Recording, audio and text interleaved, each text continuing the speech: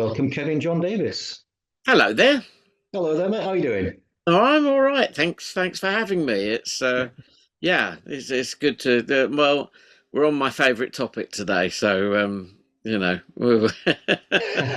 your hands. You guide me. You tell me what you want to know, and I'll see if I can remember it all. Right, okay, mate. Well, yes, so I'm sure that the viewers already know all about Kevin, but he's basically one of the key figures in modern day science fiction, going back to the sort of 80s. He's always his name crops up absolutely everywhere, and that's how I got to know him by doing some research for a book I did myself. But we're talking about a key name in science fiction again, Douglas Adams, and Yeah. it's someone that's important to yourself. Let me tell you about how I got involved with him as well, just from a sort of viewer point of view. Yeah. I was completely unaware of sophisticated comedy when I was about 14. I was just, two Ronnies, Saturday night TV, that was me. And then I caught Hitchhiker's Guide to the Galaxy TV show on, I think it was BBC Two one night. And that Yeah, was that's where it began. Yeah. yeah, and I was absolutely hooked. And I'd not even really come across Monty Python or anything like that. And obviously, he was a bit involved with the Pythons, wasn't he? So He you get was. yeah, He yeah, was. He used to play it down ever more afterwards, but he was a huge fan, and hmm, he went to Cambridge with the idea that he'd get into footlights and he'd become like them. yeah. They were his heroes, and yeah, I was quite late to Python. I mainly came to Python through a friend at school. His big brother had a lot of Python LPs, and I used to borrow those avidly Yeah. and listen to those. And it was some time at that point before I actually got to see anything other than, I think, Holy Grail was probably the first thing I saw properly.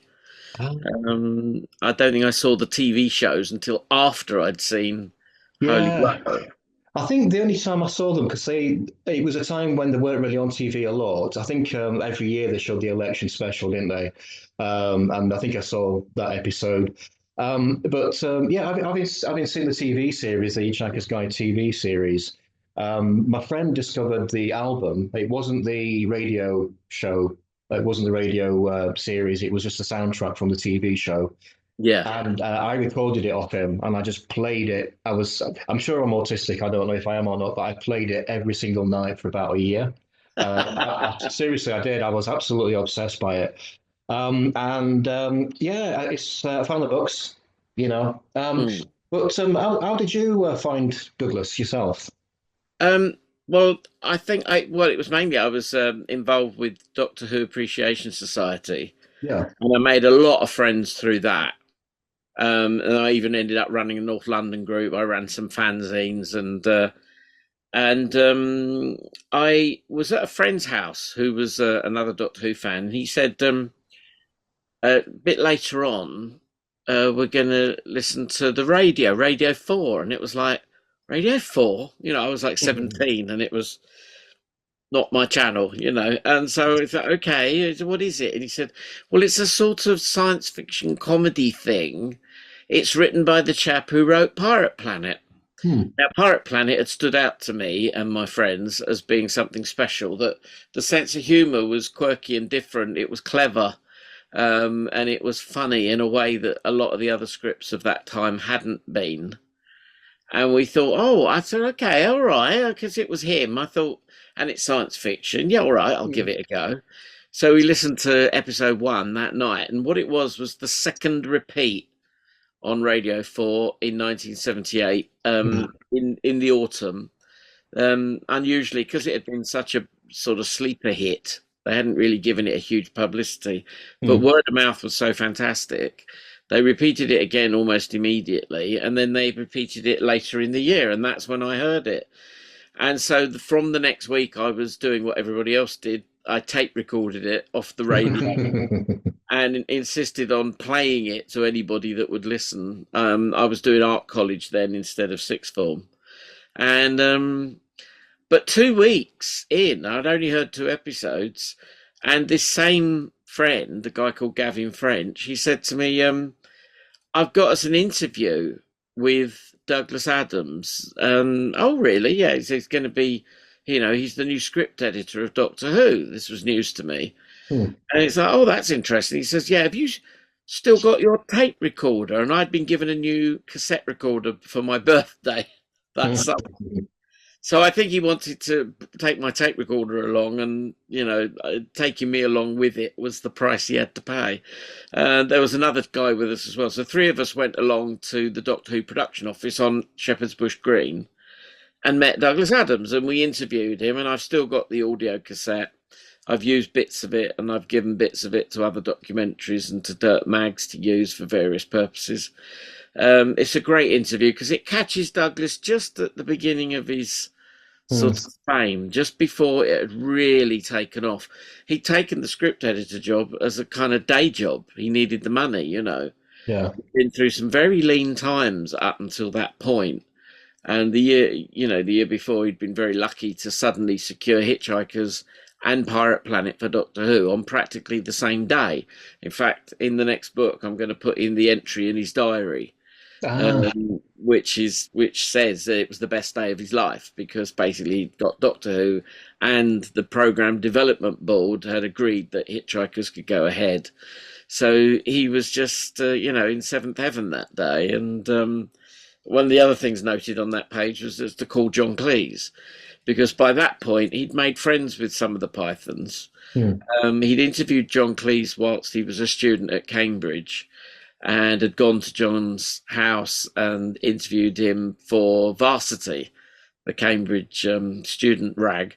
And he was just so thrilled, and it was Hmm. partly because he had a possible work deal to do with John Cleese's corporate film company, Right. Video Arts. That never materialised because he was so snowed under with Doctor Who and Hitchhiker that year of '77. He could barely do anything else. And then as the whole radio series came on air in '78, and Pirate Planet was a big deal for Doctor Who fans, and he was off and running. And so increasingly over the next year of being the script editor for the show, a job for which I would say he was pretty ill suited. I mean, he was terrible with deadlines himself, but his job was to get material out of other people. But Hmm. it was, but he was charming and he was funny, and he welcomed us. And as I realise now, looking back on it, I can listen to that tape of that first interview and think, yeah, it was displacement activity again. Graham Williams, the producer, kept sticking his head in the door and saying, Douglas, chivying him along. So we've got some work. We've got that scene to write this afternoon.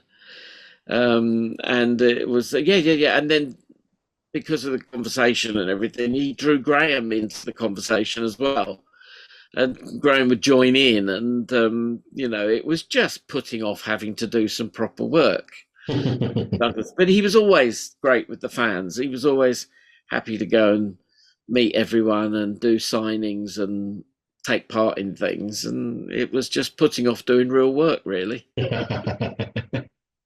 Well, later on, so obviously you got to work on the TV series, didn't you? So, Yeah, it was another 18 months later. I mean, I think I saw it because I used to go and visit the set of Doctor Who. I had friends that worked at TV Centre who hmm. used to get us in the building.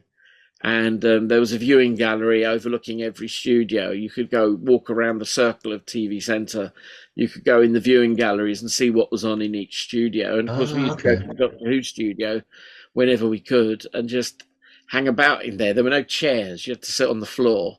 It was right. just a big open gallery with a giant glass wall into the studio up Hmm. above the lights.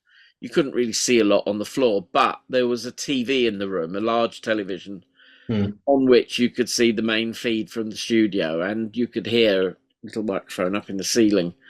And so you could watch the proceedings of the day of recording. And until J&T took over, he started having the practice of blacking out the viewing galleries because he got very aware that the fans were getting spoilers ahead of time, I see. and it became a bit more secretive later on. Yeah.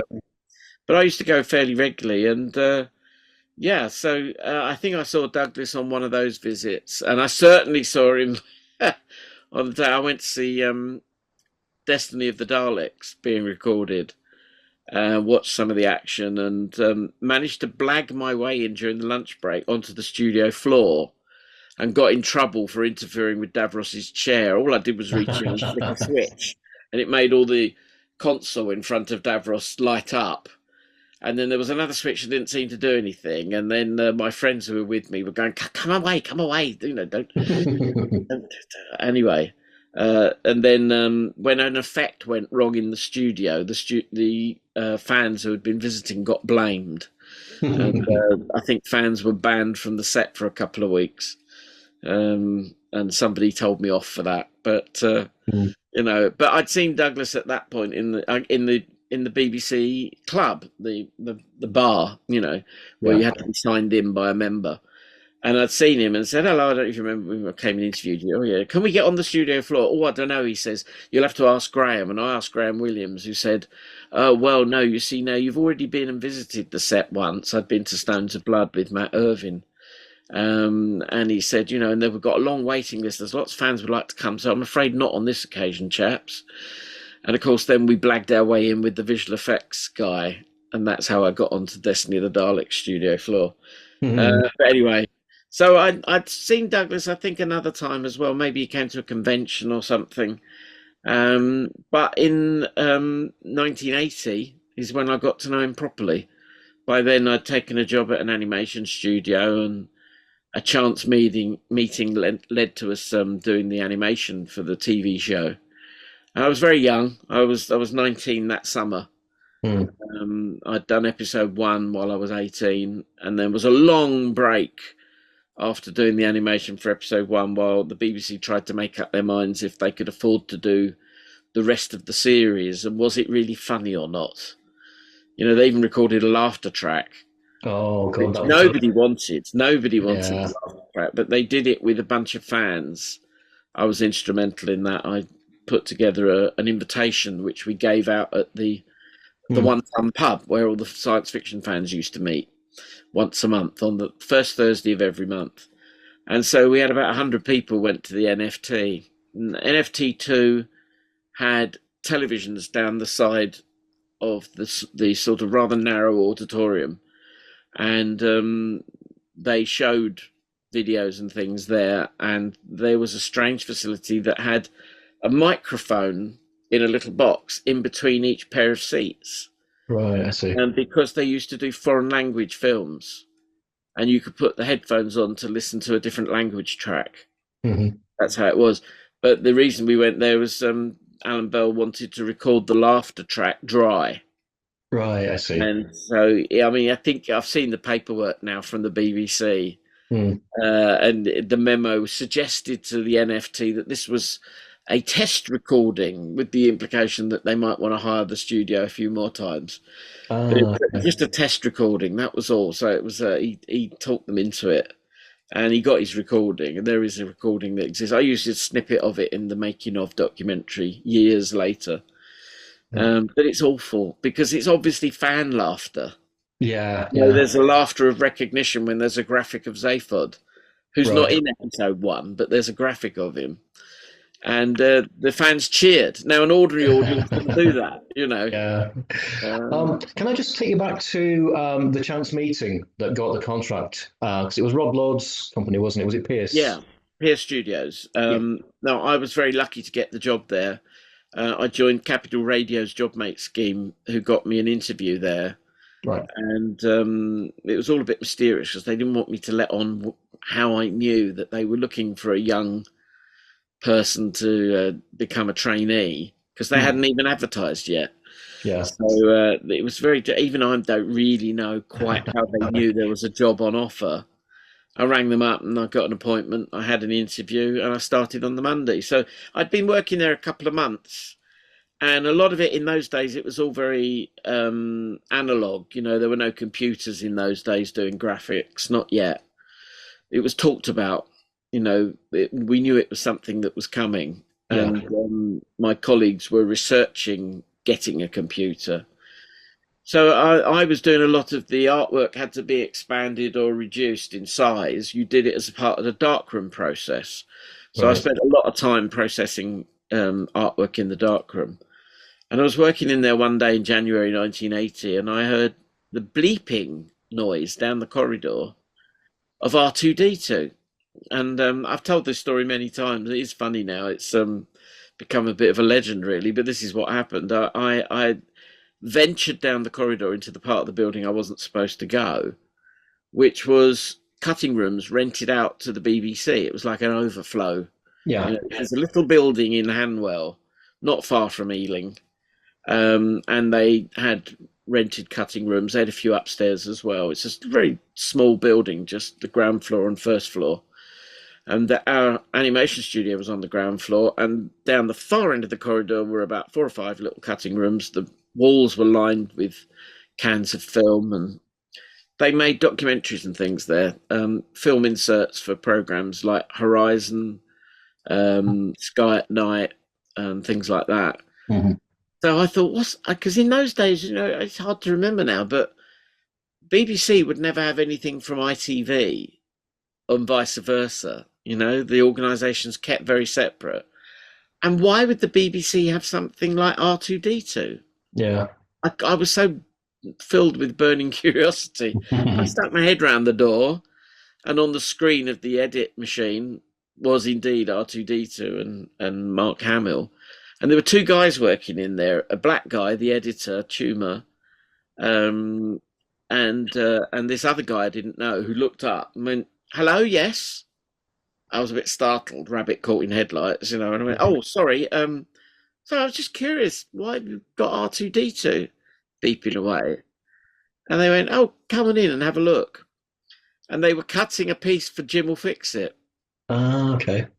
Now notorious, sadly, because of its awful. But anyway, the famous Jimmy of the title was nothing to do with this. But the guy who was doing it, who was obviously the director working with the editor, was just doing it as a fill-in job, making some film inserts for an episode of Jim Will Fix It. Mm-hmm. And the little boy had wanted to meet R2D2 and Mark Hamill as this is in the days when there was only one Star Wars film. Yeah. Which had come out while I was at art college. I was 16 and very excited, so I loved it. And so, they showed me this, and this was interesting, being in a cutting room and looking at this sort of thing. And my,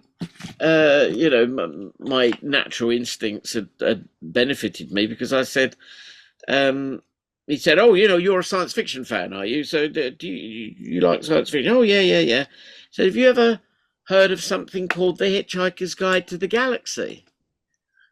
So I went off on one, saying, "Oh, yes, I'd met the writer and I'd interviewed him for a fan magazine, and I'd been to the stage show, and I'd got the book and the record.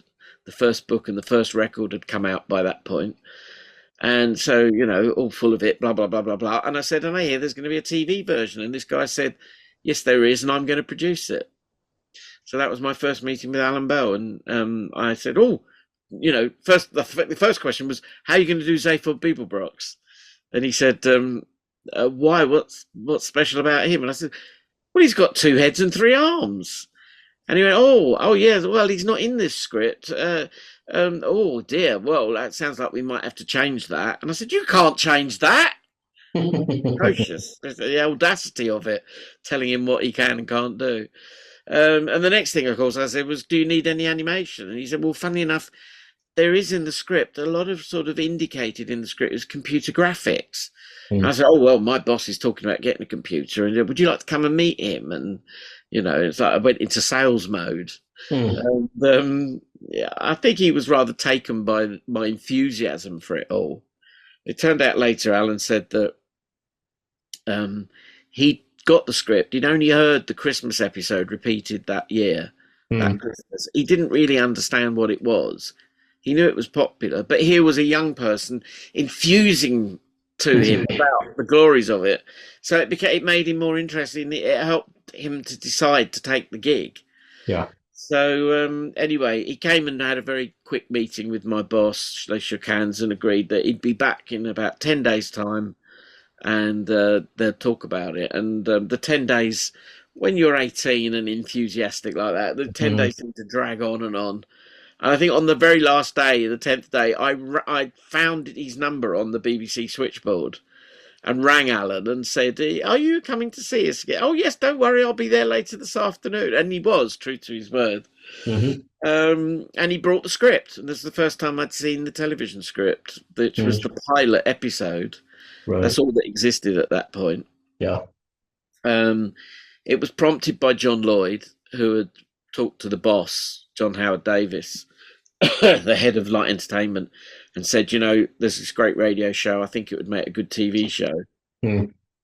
John wanted to produce it, but they gave it to Alan Bell. That was always a bit of a source of slight tension, because John summed it up in more recent times, the fact that he just had a massive hit with Not the 9 o'clock news. Mm. And as the junior in the department, having only recently transferred from radio himself, that they didn't want him having another huge hit on his hands, that he'd get too big-headed or too, get over himself, sort of thing. And so he didn't. He got a cursory credit on the TV show. He was there for a few meetings, but really he had so much to do with the Not the 9 o'clock news was kicking off big time. It got huge. I actually sat in on a recording, thanks to John, for one of those. Right. And loved that show. But Alan was more old school BBC. He'd done a couple of episodes of Ripping Yarns, which is why he got offered Hitchhiker. Right. But he directed all sorts of things, going back through children's television. He'd done Crackerjack. Crackerjack! Where were you? And that was, he'd done film inserts and things for Crackerjack. And he did those Don and Pete films. I don't know if you ever saw those little silent movies. Yeah. Rings about, yeah. Yeah. And so really, this was a big step for Alan because he'd never produced before. He was being made up from director to producer, and Hitchhikers was his first real go at that. Of course, he had a very long 30-odd year career afterwards doing Last of the Summer Wine, which was more his cup of tea, I'll be honest.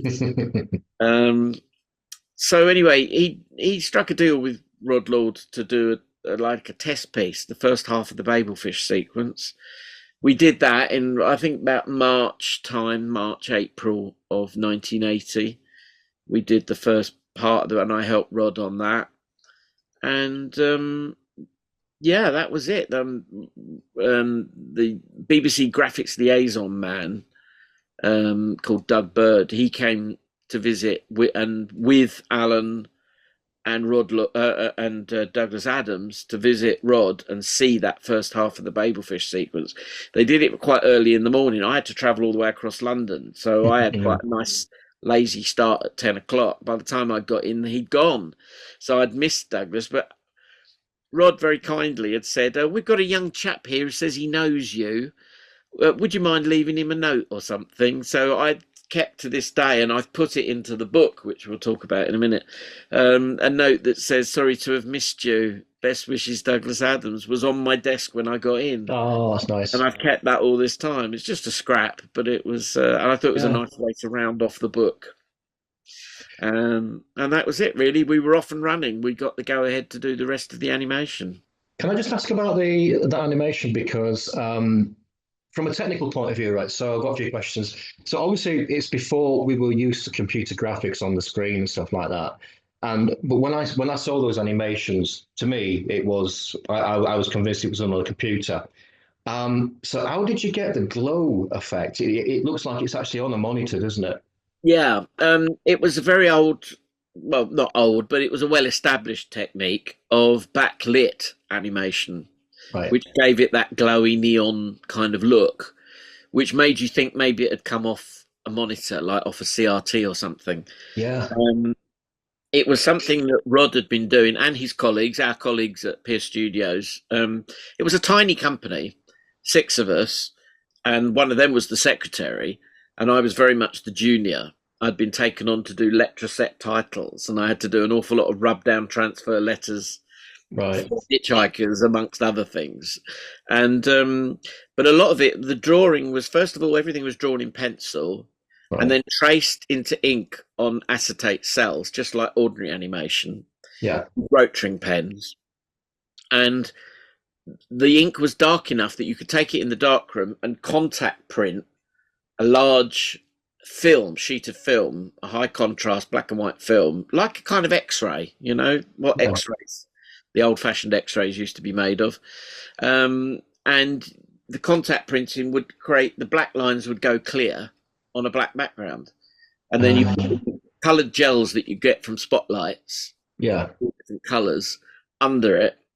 And the rostrum camera would be up above looking down at a backlit table. And that's how the animation was done. And it was built up in many layers. The film wound backwards and forwards to do different colours and different parts of the artwork being exposed onto the same bit of film.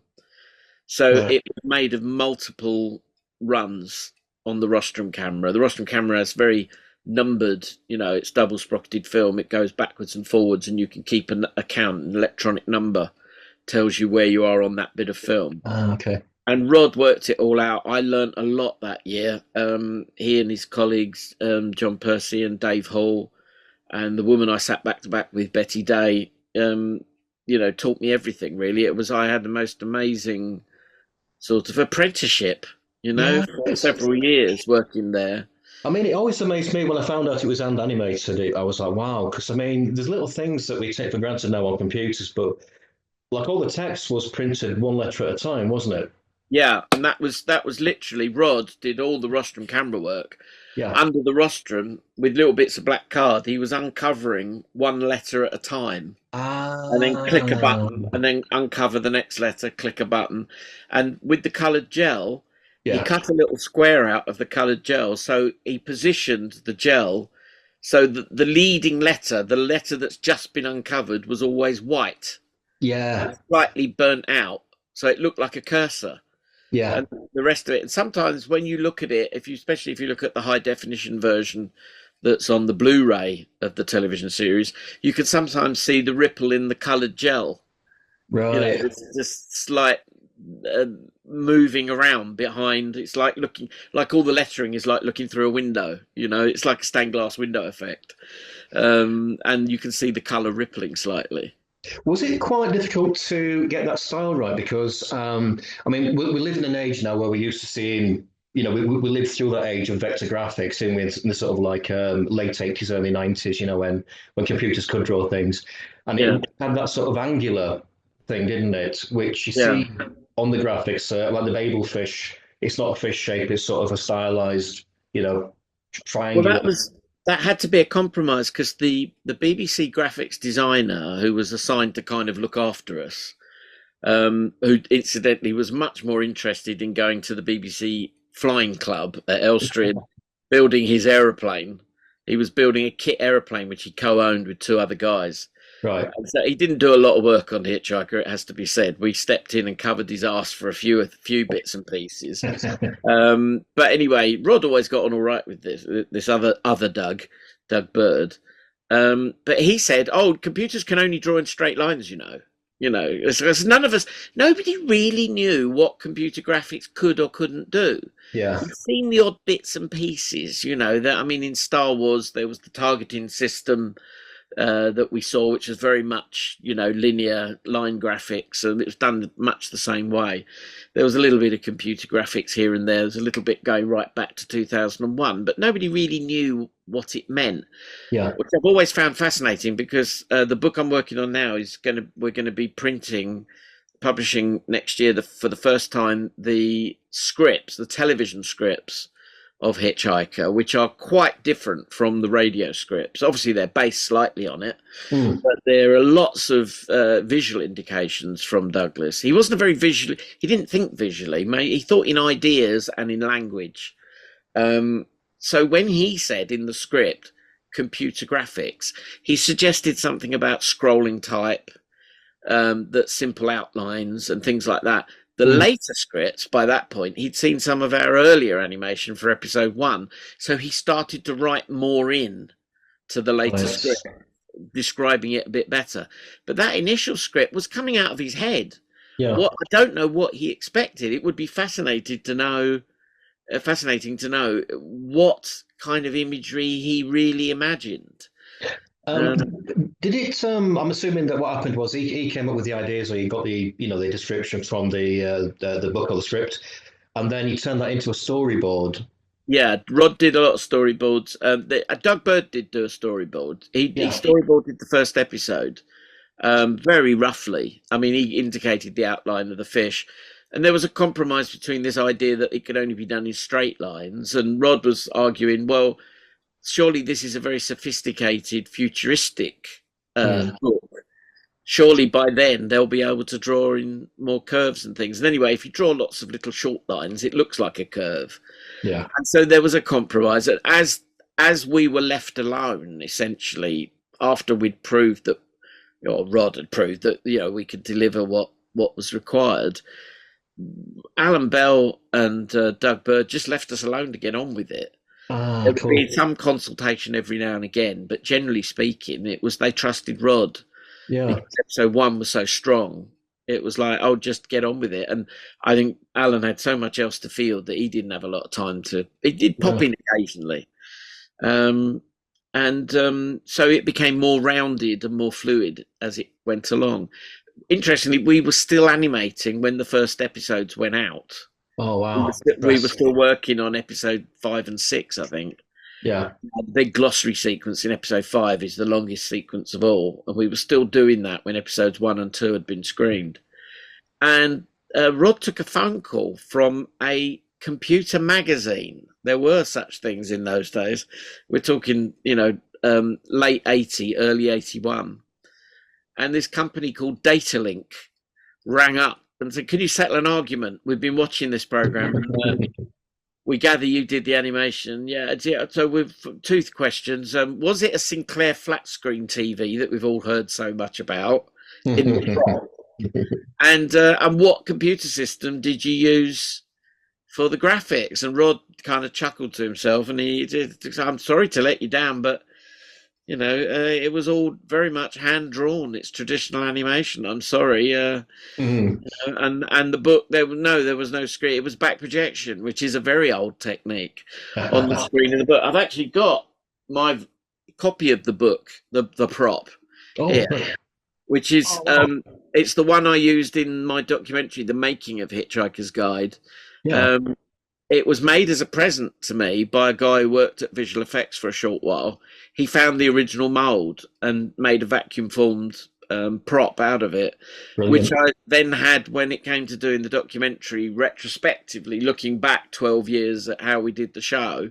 Hmm. We did it again, only this time we could actually pin the animation and live action into the screen digitally, because the new digital effects were just coming in at that point in the early 90s. But in those days, what it was they made this prop like this with a bit of opal glass, shaped opal glass for the screen. And Yeah. if you take the back off, all right, the screen, the animation was projected on the back of the screen, which meant Okay. it had to be threaded into the projector backwards, Right. because when you turn it round, it's the right way round. I see. So and it was on a long arm to a little wheelbarrow affair with a Yeah. 16mm projector on it, and the film projecting it was ever so noisy, so it was done mute. And it's only seen a few times in the program. It's seen sticking out of Ford Prefect's satchel at one point in episode 2. Space is big, really big, that sequence, and famously Simon Jones holding it in the Vogon corridor. Hmm. And I mean, some years later, I think in '85, I took it along to a signing, and I got, I don't know if you can see there, that's Jeffrey Perkins, Douglas Adams, and Mark Wing-Davey Wow. signed it. That was at the radio scripts book signing session at Forbidden Planet, so I got it signed. But it's now screen used because it was used in The Making of Hitchhiker, and I take it along to various events and things, to let people have a look. So it's a lovely thing to have. I'm glad it's a very nice. I've lost contact with this friend, unfortunately. He was a bit eccentric, and I don't know what became of him. But he lived in Birmingham. I know that. I don't know. John Priest, his name was, and Oh, okay. yeah, he had a lot of issues, shall we say. Okay, okay. Yeah. But um, anyway, it was a lovely present, and it's been very useful ever since. I was going to say, where did because again, we don't work in TV and stuff like that. So, which would come first? Would it be the animation, or would you work around the soundtrack? Would they send you a soundtrack of All the? the storyboarding was done first, and Yeah. then Alan Bell got. There were several recording sessions with Peter Jones. Peter Jones always used to complain that he never met the rest of the cast because he always did his bit separately, both Mm. on the radio and on the TV. Yeah.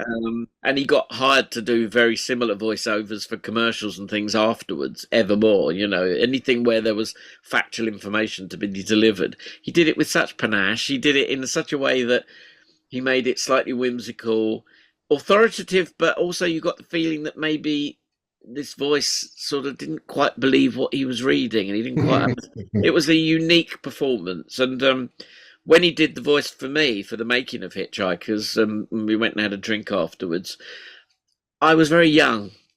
I was still then only early 30s, and I wish I knew then what I know now about Peter Jones.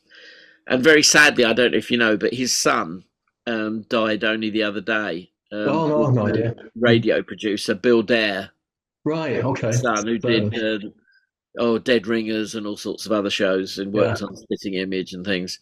It was terrible. He had a car accident abroad and he's died. But I wish I'd had more time with Peter Jones. Now I know all the things about him, like all his friendship with Peter Ustinov and the radio shows they used to improvise. Mm. They're brilliant, brilliant comedies where they would just. Apparently, they used to have a tape recorder and they did it for fun, and then they took it to radio, and they would start off with a premise. Okay, it's a driving lesson, and I'm the instructor, and then ludicrous things would happen, and with their lovely, lovely voices and delivery, the two Peters would deliver these amusing sketches, and I wish I could have asked him about that and all the other things that he did. Yeah, So I vaguely remember him from a program called The Rag Trade. I think he was yes, in that, actually, wasn't he? Yeah. although it was in my time, I don't think I ever watched it. I think it was on occasionally. It's not something. I think it was aimed at my mum's. Yeah, it would have been. You It know. would have been more my parents' generation would have watched that. But he pops up in all sorts of things. You never know when you're going to see him next. And Mhm. yeah, my brief little moments with him. One of the ones was for that screening at NFT2. We did a warm up video. Alan Bell got Peter in. I think he gave him 50 quid and said, "Here, come and do a warm up video for us." And then I was asked to do some captions and bring it to what was turned out to be the weather studio, because over one side of the room was all the weather maps with the magnetic stick-on clouds and all that. Yeah, we did it at one end of that studio. Peter sitting at a desk, about 9 minutes long. The video's on the DVDs and everything, and I used a snippet in the making of. And I was told, I want you to pop up from under the table, Alan said, and keep a straight face. So there's a very young me popping up from under the desk at a given point where he plonks the mono headphones on my head to explain to the audience at the NFT that Alan wanted the audience to wear the headphones off one ear so you could hear the laughter of everyone around you. I see. Because he was worried that otherwise, because laughter's infectious, and he wanted the audience to work and feed off each other. So you had to listen to the soundtrack in one ear, and at that time the TV show was only a mono soundtrack. Yeah. Soon afterwards, Alan supervised the remixing of the soundtrack into a stereo version because it was going to come out as big shiny laserdisc, one of the very first BBC releases. But by then, Douglas's agent had done a deal, and it was with Columbia, and the BBC couldn't release it. Not until years later, in '92, I think it was, they came out as VHS tapes. I see. That was the stereo mix that Alan had done 10 years earlier. So yeah. Were there any animations? So you've got like a bit from the guide, and it's you're trying to storyboard it. Is there any one of them that you got really stuck on for ideas of what to show? Yeah, there was, and I mean, I was very privileged to be allowed to do pretty much all of the poetry sequence in episode 2. Rod would draw a storyboard and say, "Here, get on with it," and then I'd then have another go or whatever. And John Percy and Dave Hall, they also keyed sequences and planned them out properly because Rod was snowed under. There was so much to do. Betty, who I sat back to back with, she would paint pictures that needed a more painterly approach, and there were some proper coloured cells in the program.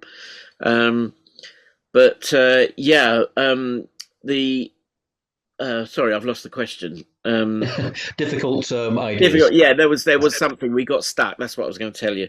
When we did the glossary sequence, it got to the bit about the population of the universe being 0, and there was nothing indicated in the script.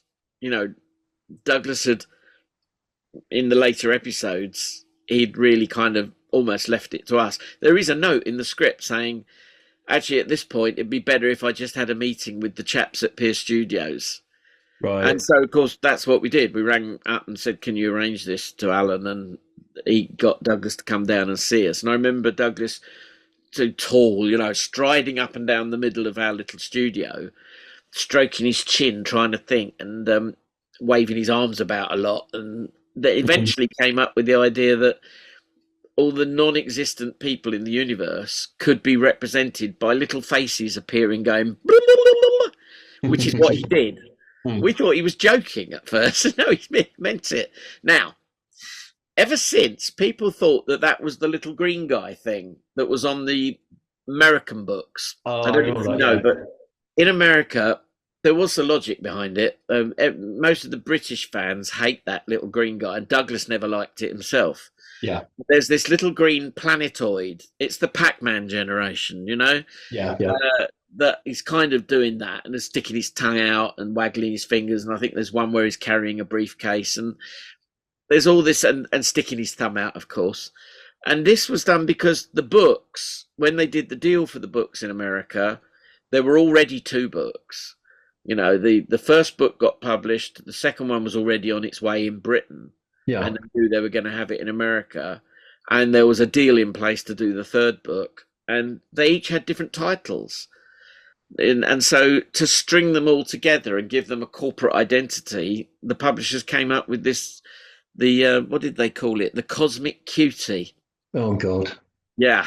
This horrible little green Pac-Man thing.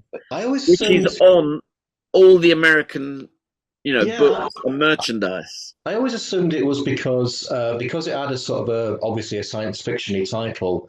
It was a way to indicate it was a comedy to the Americans. Well, exactly. That's how it was summed up by the British, is saying, the Americans thought that their public is so dumb they won't understand that it's meant to be funny. So, that was the...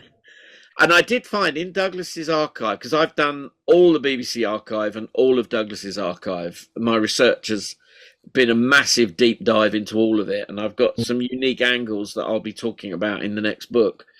There is a letter from the publishers saying to Douglas, and don't worry, yes, we've removed the eyes from the planetoid. So obviously it did have big boggly eyes at some point, and Douglas said, take the eyes off it. But I think I liken it to the Pac-Man, which was coming out soon after that or around that time. I don't know the history. What I do know is that the Douglas already knew about the little green guy on the books in America when he was telling us to make the little zeros go blah, blah, blah. Maybe it was in the back of his mind. Maybe there's a connection, but the timeline works out that when he told us, we had no idea.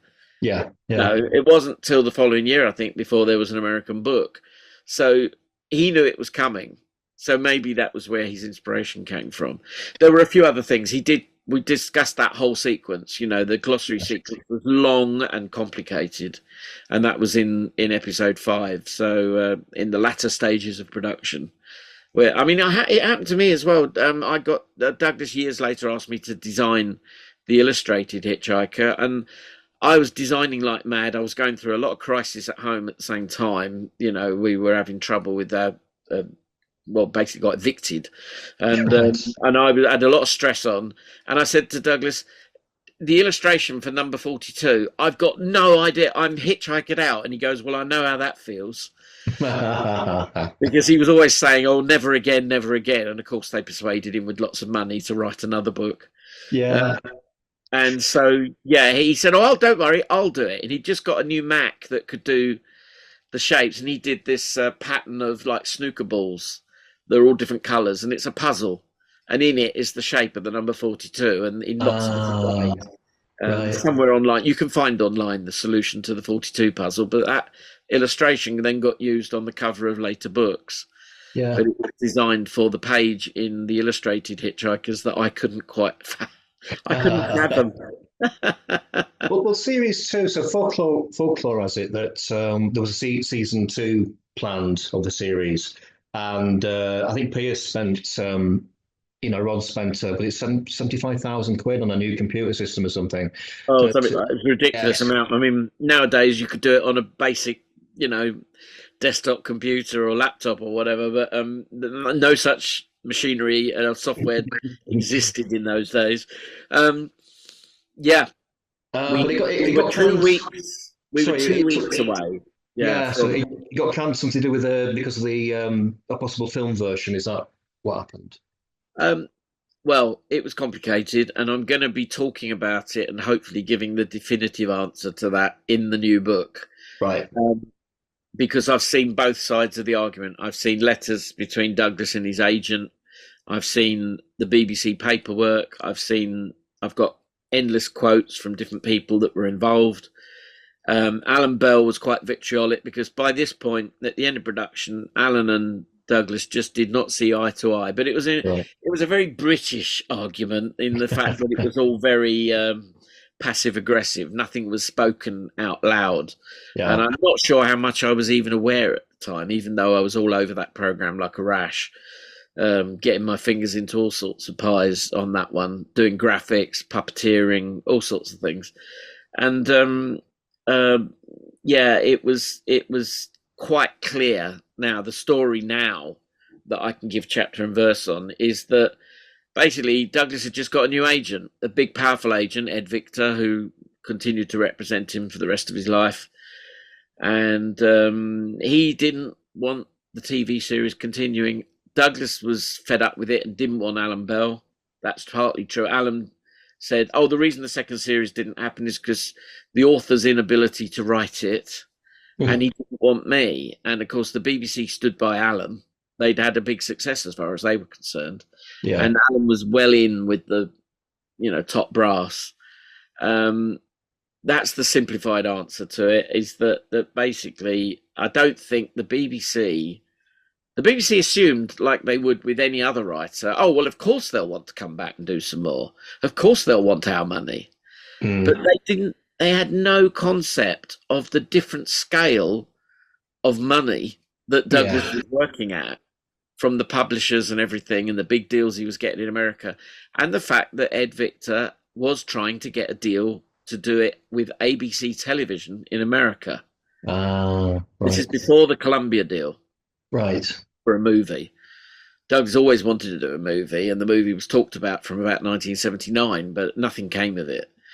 But no, there was going to be an ABC television series, only that didn't quite work out. The only good thing I think that came out of that was Douglas got to know Ron Cobb. Oh, the artist. Designer, because he did some designs that you can find online for the potential ABC television version. But they'd worked out that the first 20 minutes was going to cost millions. They'd massively, massively overhyped it and over-budgeted it. And also Douglas went to America and stayed there for a bit. And he spent a week being paid a ridiculous sum of money to hang around the office of the production company. And it wasn't going anywhere because he said that they seemed to be more concerned about doing special effects than they were about the jokes. Yeah. Which is an anathema to Douglas, the script is everything. That was his thing.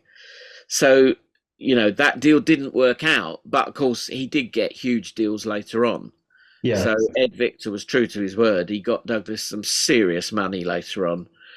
And the BBC's paltry offer for another lot of television episodes with a producer that Douglas didn't want to work with was not attractive to him. Yeah. He was financially in a position that he didn't matter if he Yeah. walked away. And I think that they've never quite understood why he walked away. He was just working on a completely different level to them, you know. Yeah. And so it was sad for us because, yes, Rod had spent a lot of money buying the computer system to do Series 2. And within 2 weeks of our start date, the whole thing was cancelled.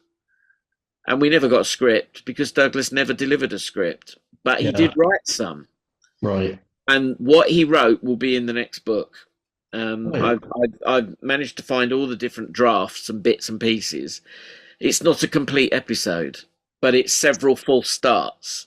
Right, I see. And it was Douglas sort of trying to find what it was. A lot of it reflects things that he did later in Life, the Universe and Everything, the third book.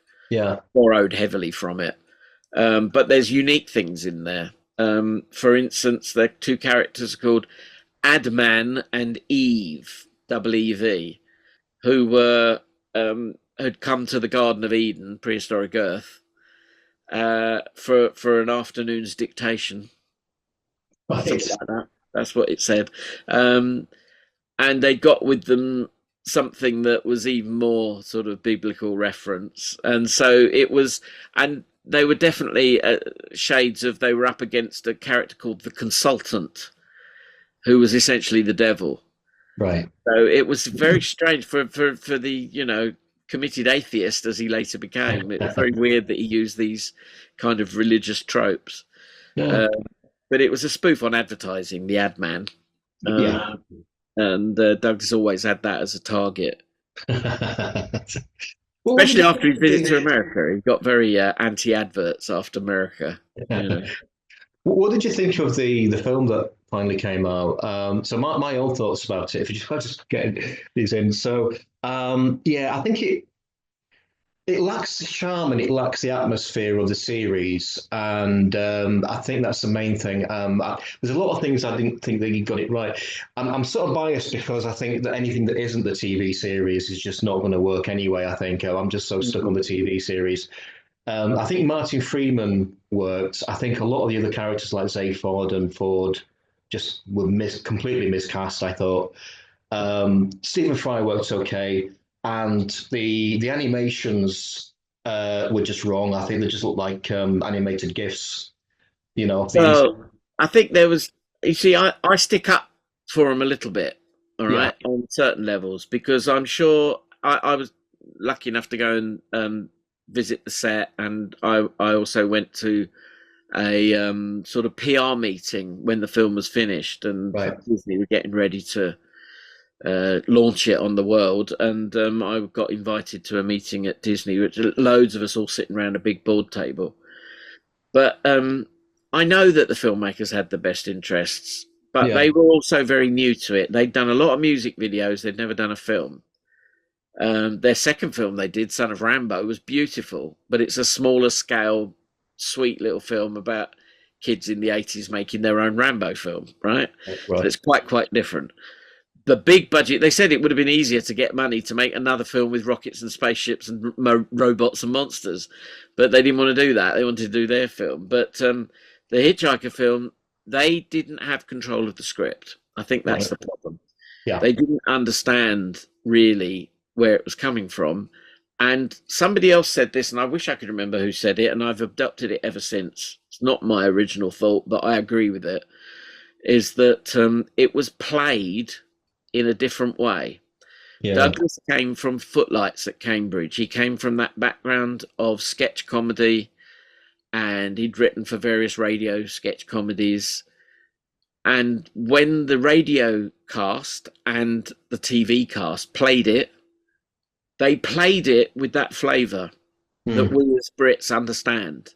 Yeah. You know, that kind of sitcom style of playing. Sketch comedy playing, it's a different style, it's heightened, it's different. The Hitchhiker movie, and Martin Freeman, of course, came from The Office, that is played in a deadpan realistic way. Yeah, yeah, It's an entirely different way of delivering a script. And Mos Def, again, very dry, very, you know, real. The only one in it who was kind of, I think, more like that was Zaphod, because I think he was just slightly more out there. He had license to be wacky. yeah, Whereas everyone else in it is playing it like it's a real sci-fi drama, yeah. and that's wrong. And I think whoever they get, because I don't know if you know, but there were studios were booked at Elstree to do Hitchhiker as a TV series just before lockdown, and No, I didn't lockdown, know that. I didn't yeah, know the that. COVID lockdown killed it all, and the studio was booked, and it all went to the wall, and it would have been Hmm.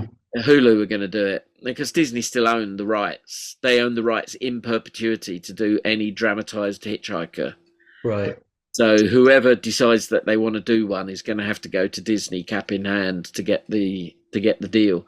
I would like to see them do it in the style of Good Omens, Yeah, because Ford and Arthur are a double act yeah, in Hitchhiker. If they get that right, that mix right of Ford and Arthur, you've got Hitchhikers. Simon Jones and Jeffrey McGivern on radio, and in the later radio series and the live radio live tour, they had that magic. They just work together well. yeah, They're chalk and cheese really, but they work together so well because they're friends.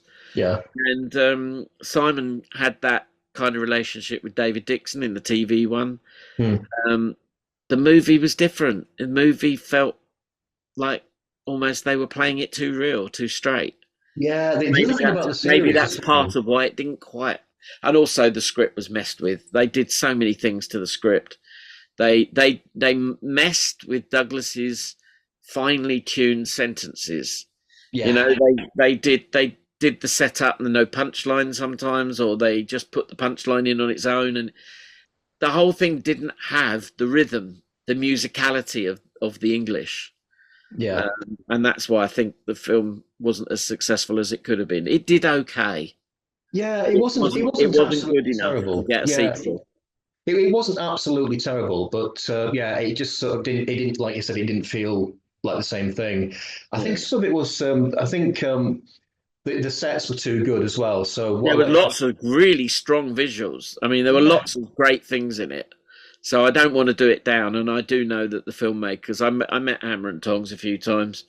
I also covered the press junket for their next film for yeah, Son of Rambo, and I just think those guys, they really did put their heart and soul into it. yeah, No one was setting out to make something that didn't work. They really were yeah. trying their best, but they didn't have the command of the script. I think the studio interfered too much, Right. Yeah. and it needs to be thought of. Somebody else needs to have a go and do it as a multi-episode streaming series. I think that's the future for Hitchhiker.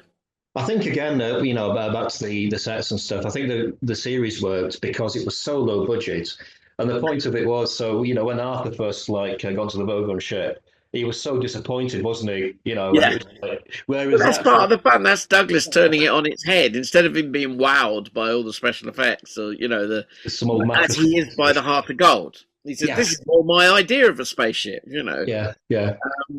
But I mean, that's not to say that, of course, the episode one of Hitchhiker cost about 4 times what an episode of Doctor Who would have cost at the time. Ah. Right. So it wasn't expensive. It was 120,000, I think, Jeez. which Doctor Who at the time was about 40,000. So it was a magnitude bigger, Hmm. and that's why the BBC kind of prevaricated over whether to do the rest of the series, and so the rest of the episodes were a lot cheaper. And Yeah. by episode 6, they really were running out of sets, and they had to reuse an awful lot of stuff. Right. But there's still great things in it, and they had this idea of making it big that like the restaurant at the end of the universe would go off into the distance. They tried to give the sense that there was more out there. I mean, even on the Vogon set in episode 1, the little troughs that the Dentrassi sleep in went up and up and up into the darkness. Hmm. The suggestion that it was more out there. And of course, they did the glass shot in episode 1, traditional glass shot, of the Vogon hold, making it look huge with these big girders everywhere and everything. Yeah. So I think they tried, and I think Andrew Howe Davis, the main set designer, there was another guy that did some of the work later on, but I think the designers really tried to, Yeah. do their best. But Simon Jones used to say that when he went to America, he was all puffed up and pleased with, oh, it's great, we're going to talk about the Hitchhikers, and then they immediately would interviews would say, they'd ask him, "Whoa, it was so cheap, wasn't it?" And of course, oh yes, it was meant to be that way, But the amount of effort that went into the spaceships and the special effects, or visual effects, Jim Francis said that he only took the gig on because he saw the size of the effects budget, much bigger than Doctor Who or Blake Seven. Yeah. That's part of the reason. It's weird. It's internal BBC accounting, because it was made for the light entertainment department. It got a bigger budget, right, than it would have done under drama or comedy. Yeah. Light entertainment includes the music side of things. It's why the young ones had bands in it. Right. That was so that they could get into the light entertainment budget. Got you. Although theirs looks quite cheap at times. Well, tell us about the illustrated book. Yeah. Guide. So how did all that come about? Well, I'd done the making of Hitchhiker by then, as my first sort of writing and directing contract for the BBC. And it was because Douglas liked that and saw that I'd used, because I'd been working, I'll sidestep slightly. I'd worked at Disney for a year on Who Framed Roger Rabbit. And then everyone wanted that look of animation and live action mixed together. So I went and did 5 years working in commercials. Yeah. And I was working with people that were doing the first earliest versions of digital compositing. But up till then, it had all been done optically in film labs. Right. Now it was going digital, and there was lots of layering. We were putting together layers of animation on top of live action and matting the things all together. Yeah. I would go on shoots where there was a live action shoot of children having breakfast, and I would be the animator's eyes and ears on set to make sure they didn't overlap where we were going to put a big cartoon bear. Right, I see. I went to Barcelona and I did Nesquik Bunny. The bunny would spring alive off a child's drawing and would be in the room with them, drinking the Nesquik and interacting with the live action children. Yeah. So I did a lot of that, very high end, very expensive. I was working for a company called Passion Pictures. And when I landed the Making a Hitchhiker gig, I applied all that knowledge and all the contacts I had. So many good people wanted to come and work on it purely because it was Hitchhiker. They wanted their name on a Hitchhiker product. So I got lots and lots of help on the Making of Hitchhiker and some really top-notch people. And we did a cartoon, a Roger Rabbit style toon Babelfish that Simon Jones, Arthur Dent, pulls out of his ear, plops it in a bowl of water, and it talks to him and explains how the old animation was done 12 years earlier. Ah, okay. And sends it up slightly as a corporate video sort of thing. And so it's because of all that, and Douglas, I had to go and show the documentary to Douglas. That was nerve-wracking. Go to Douglas's lovely house in Islington. I'd been to a few of his different addresses, but this was the last really lovely big house that he bought in Duncan Terrace. And I sat there while he watched the whole hour of the documentary on his VHS machine. And laughing in all the right places. He'd let me write new material for his characters, because there's Arthur Dent and Ford Prefect are in a wraparound drama, and there's a Vogon and all sorts happen. We even had a morph at one point, which was done by a guy that I knew that had just come back from America because he'd been working on Terminator 2, and he brought the morphing program back with him. Right. So, lots of treats in there, way beyond the budget. Oh, it was all done as favours. And so Douglas liked that and asked me to would I illustrate? I got a phone call out of the blue from the editor of the book saying, would I come and illustrate the Hitchhiker's Guide? And I went, well, I didn't want to say no. Yeah. I said, I'm not really an illustrator. My drawing's not really fine-tuned enough. Yeah. I laugh. I say I got into animation because, you can't hit a moving target.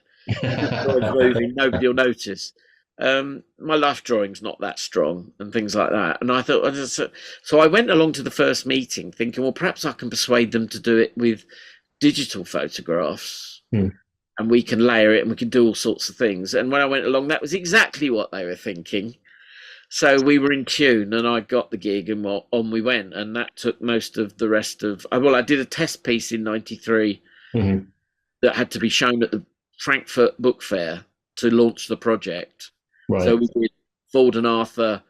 It's Arthur clinging to Ford's leg while he's thumbing for the lift from the big Vogon ship coming over. So that was a big, elaborate first image. It's a double-page spread in the book. And then I went off to do the big 30th anniversary of Doctor Who thing, and then continued with the book the following year through 94. The early part of 94 was the intense period of working on that book, and it came out in October of 94. And yeah, it was a lovely book. The editor made the decision, because Madonna's book had just come out the year before, wrapped in silver foil. She decided to make the book covered in this silver diffraction grating, holographic foil, which was a terrible decision because it got damaged so easily. Yeah.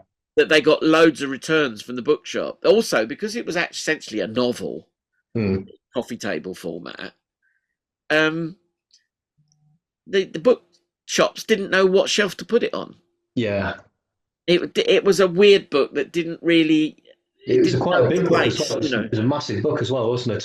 It was very large, although it was quite thin, because, Hitchhikers is quite a thin novel. Yeah. Famously, Douglas wrote the first 4 episodes into a novel and then stopped because he'd hit the bit where he'd had John Lloyd's help. Yeah. So he couldn't go any further because he wanted to do the book on his own, much to John's dismay. They patched it up afterwards, but John got fired off the book project. But when we did this illustrated one in 94, I don't think people knew quite what it was. And also they made the decision to recast it. So the photographs of actors and, the spaceship models we had built and the Vogons and everything were all brand new designs. And I had great fun because I was at liberty to draw whatever I wanted. And whatever I wanted would get made by people I knew. I loved the Marvin. I had fun drawing it. But then my friend John Saville, who I'd been at art college with, who's a props and model maker, he made Marvin and it is beautiful. He also sculpted the rather cartoony Vogons. I'm not sure if I did it now, I might not design it the same way. I might go for something a bit more realistic. I wanted the idea that the Vogons were wet as well. We made the floor sloppy and like they were in ooze the whole time, which kind of would have been at odds with the fact that they meant to have been bureaucrats. And you can imagine all the sloppiness with the paper. It would have been horrible. But anyway, it was a great project. I had lots of good friends on it. Lots of people made models.